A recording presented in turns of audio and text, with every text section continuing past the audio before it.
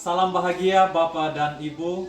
Saya Domingus Umbudingu SS, Kepala SMA Negeri 1 Memboro dari Kabupaten Sumba Tengah, Provinsi Nusa Tenggara Timur, sebagai coach pada kegiatan percakapan coaching dengan seorang guru yang bernama Rambu Podunegu SPD GR sebagai coaching. Saya akan menyajikan percakapan coaching untuk pemecahan masalah dalam implementasi kurikulum Merdeka dengan alur STAR melalui teknik Tirta. Mengenai masalah yang dihadapi seorang guru pada saat proses pembelajaran di kelas. Bapak dan Ibu guru, mohon perhatikan bagaimana coach dan coachee melakukan percakapan coaching dan bagaimana bahasa tubuh coachee pada saat mendengarkan coach, serta bagaimana situasi interaksi yang terjadi pada saat percakapan itu terjadi antara coach dan coachee. Selamat menyaksikan.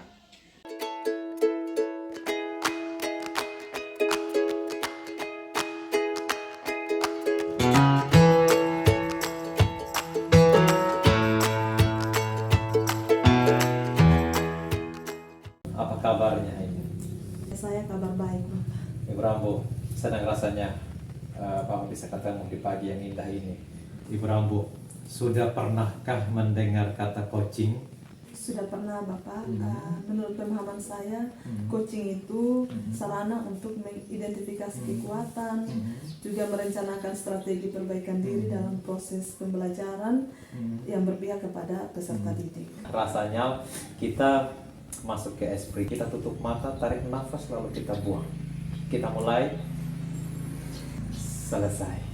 Ibu Rambu, apa yang ingin kita bicarakan saat ini terkait dengan kondisi atau situasi yang dialami oleh Ibu Rambu?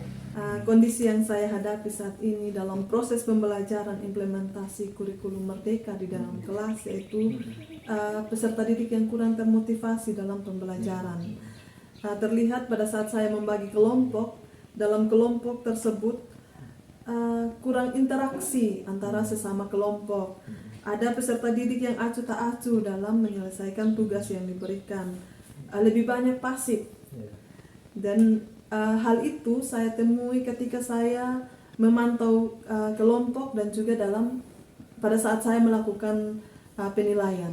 Benar sekali, ya, dalam percakapan coaching untuk pemecahan masalah, Ibu Rambu ingin mengungkapkan kurangnya motivasi peserta didik, adanya sikap acuh tak acuh dari peserta didik, dan juga tidak terciptanya interaksi antar peserta didik itu sendiri. Ya, betul, Bapak.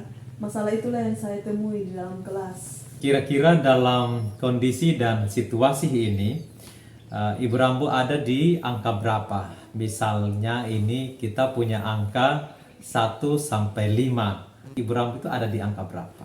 Ya, dalam kondisi seperti ini, kalau mau jujur, Bapak, saya berada di angka 2, Bapak. Baik Ibu Rambu. Nah, dari situasi ini Ibu Rambu memang rasanya tidak nyaman dengan kondisi yang ada, ya, dengan hal-hal yang ditemui seperti ini dalam kelas itu. Benar, Bapak.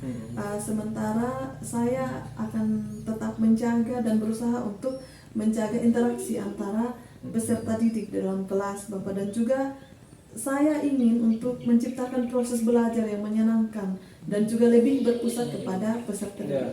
Adanya motivasi diri yang kuat dari Ibu Rambu untuk merubah pembelajaran menjadi lebih baik lagi, itu suatu keberadaan diri yang sangat bagus dan akan berusaha untuk mencari solusi, memberi yang terbaik kepada peserta didik. Dari hasil pengamatan Ibu Rambu, kondisi peserta didik yang seperti ini, kira-kira ini langkah apa yang akan dilakukan Ibu Rambu dalam menghadapi tantangan-tantangan ini? Bahwa saya akan berusaha untuk menciptakan kondisi belajar yang lebih menyenangkan sehingga peserta didik dapat berperan dalam tanggung jawab belajarnya yang lebih baik.